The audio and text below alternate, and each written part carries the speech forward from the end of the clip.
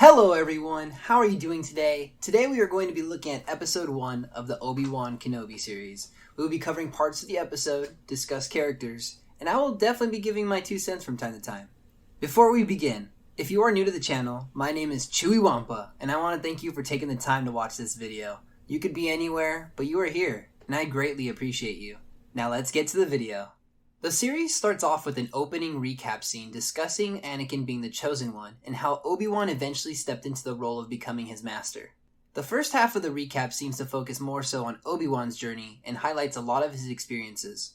From him and Qui-Gon finding Anakin on Tatooine, to noticing his affinity in the Force and his reflexes while pod racing, drawing upon the Force to guide him in each turn, literally, to the death of Qui-Gon Jinn by the hands of Darth Maul and Obi-Wan fighting Jango Fett.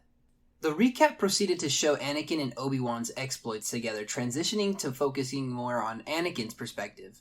Starting with him praising Obi-Wan, saying, "Obi-Wan is as wise as Master Yoda, and as powerful as Master Windu."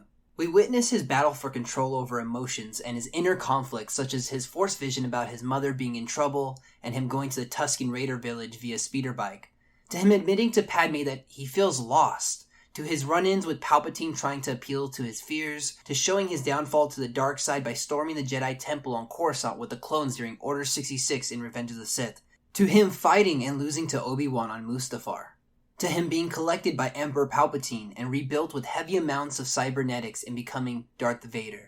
We then see the children of Anakin and Padme being split up at birth for their own protection. Leia going with Bail Organa and his wife to live on Alderaan to become groomed as a future senator, and Luke to live on Tatooine as his father before him did, with Owen Lars. This is also where we see Obi-Wan take Luke to Owen Lars and tell Master Yoda that he will watch over him and protect him. The recap ends with Master Yoda telling Obi-Wan that he will teach him how to communicate with his old master, Qui-Gon Jinn. The opening scene starts out with tons of action in the Jedi Temple on Coruscant, with a Jedi Knight or Master teaching Jedi younglings in the ways of the Force until a group of clone troopers storm into the room, looking to execute the Jedi per Order 66. Order 66, decreed by Emperor Palpatine, was done by having inhibitor chips implanted in the brains of clones to execute all living Jedi. We fast forward to Tatooine 10 years later after the fall of Anakin in Order 66. We see the Inquisitor's ship landing down in the middle of town. So much for a landing pad. Just rude, am I right? Upon landing, the Grand Inquisitor and 2 Inquisitors can be seen descending the ramp of the ship. The 2 Inquisitors following were the 3rd sister, Reva, and the 5th brother. After arriving in town in a manner of, "Hey, look at me, I mean business," the Grand Inquisitor goes straight to the town saloon. Immediately upon arriving, the Grand Inquisitor proceeds to interrogate and strike fear into the owner and townspeople.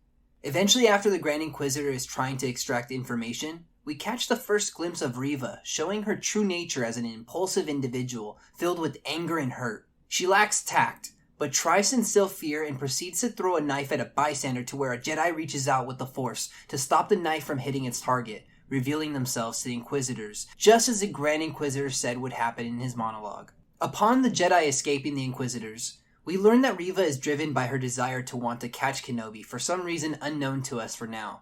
Although Reva's tactics are effective, you can see that the 5th brother and the Grand Inquisitor are not fans of her, and her constant defiance. So, the Grand Inquisitor of course has to assert his position as the leader of the group and states that she needs to fall in line. We now get the opportunity to see Obi-Wan at what seems to be a meatpacking plant. He's working for scraps just trying to get by. Here is where we get our first scene where Obi-Wan has tucked away his Jedi nature by not standing up for what is right when the meat house overseer threatens an old worker who had only been given only half his wages for the time he worked. Although this may seem small, I believe this speaks volumes as he would not do what the Jedi in the saloon would, knowing that he needs to lay low to protect Luke. We go on to see yet another scene where Obi-Wan is visited by a Jawa by the name of Tika. The Jawa shows Obi-Wan a belt that he got from salvaging an old Jedi ship.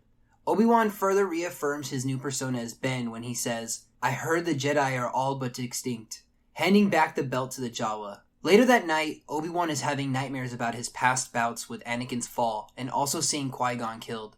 Obi-Wan appears to be experiencing severe stress and trauma that he has not gotten past despite it being 10 years. A lot of guilt, a lot of pain, and hurt still reside inside him, which makes sense as to why it is also easier to assume a new identity as Ben. It is easier to try to suppress the past as a Jedi would, as opposed to learning how to deal with such unresolved trauma. What I love about this series is that it showcases yet again where the Jedi lack. They do not teach those in their order how to deal with heavy emotions. Such as the Grand Inquisitor spoke about the Jedi Code earlier on, I will refer to the first line in it. There is no emotion, there is peace. This line alone speaks to how narrow-minded the Jedi are, and they wonder why so many of their order fall to the dark side. The Inquisitors are a prime example since their ranks are filled with ex-Jedi.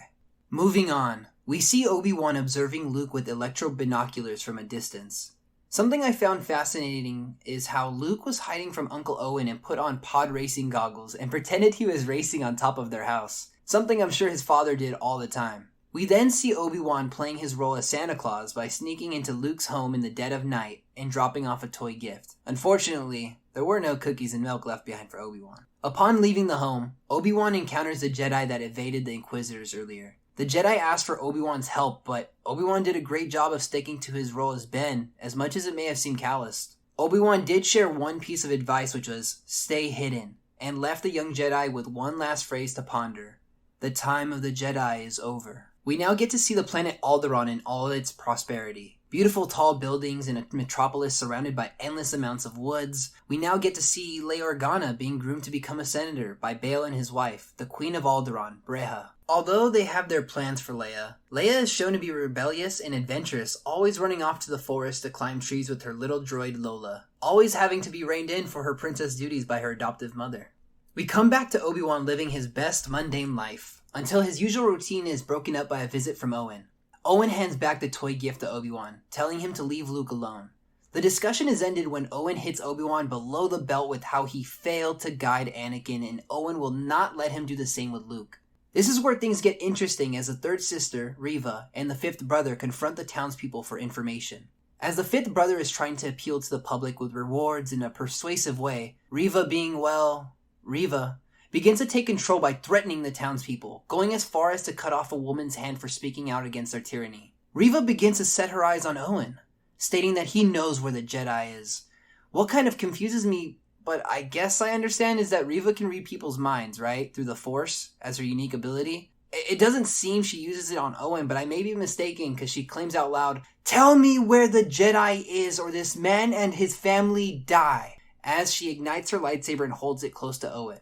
I feel she didn't use her ability, but her impulsive nature led her to being correct about Owen. But before things could get worse, the fifth brother retakes control of the situation, telling everyone who could hear for Reva to stop, and that if they have any info regarding the Jedi, rewards will be given. Going back to Alderaan, Leia is at what seems to be a benefit with several nobles gathered around. We get to see a glimpse of C-3PO at this point speaking in a foreign dialect, which was really cool. All I could wonder was, where is R2-D2? This next part makes me really like Leia a lot and see why she is really a splitting image of her biological parents. At one point, Leia is thanking her protocol droid named YO. Perplexed by this, her cousin asks in a snobbish way, "You thank your droids?" Leia says it is good manners, and sends a witty comeback after her cousin's ignorant response.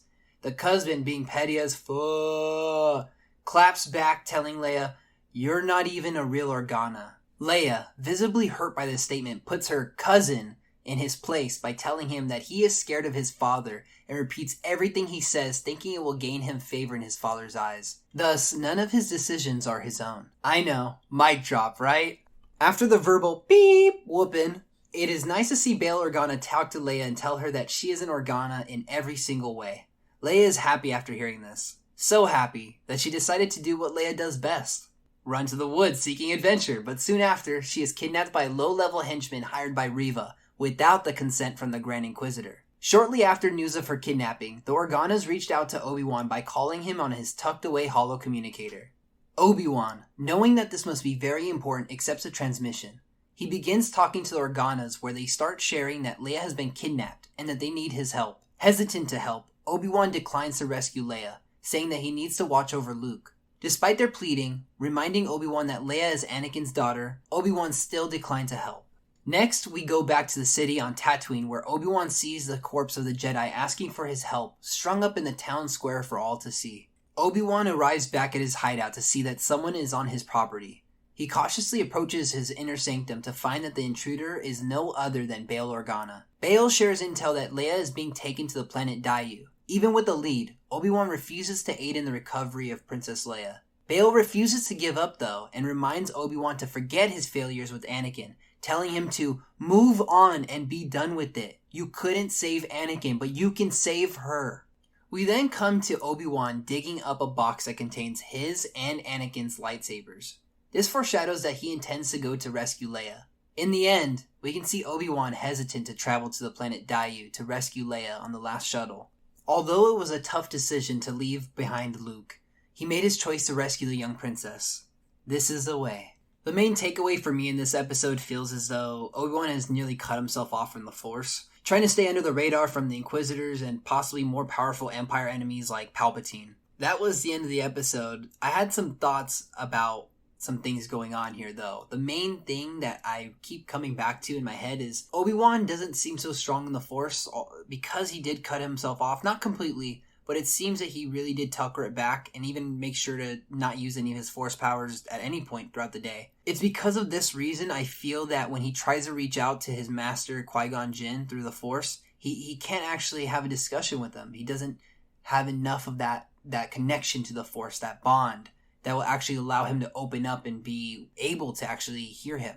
For all we know, Qui-Gon's talking to him in his ear, trying to give him some good advice, and it will fall upon deaf ears until Obi-Wan gets to that low point, or that point where I'm fully invested again as a Jedi. Just my thoughts. This is the end of our video today. What are your thoughts on the series, and what do you think will happen going forward? I'll be working on episode 2 shortly after this comes out because the episodes do take time to review, so if you like the video today, please like, subscribe. It really helps the channel. I appreciate you. I wish you all a great day, and may the Force be with you all.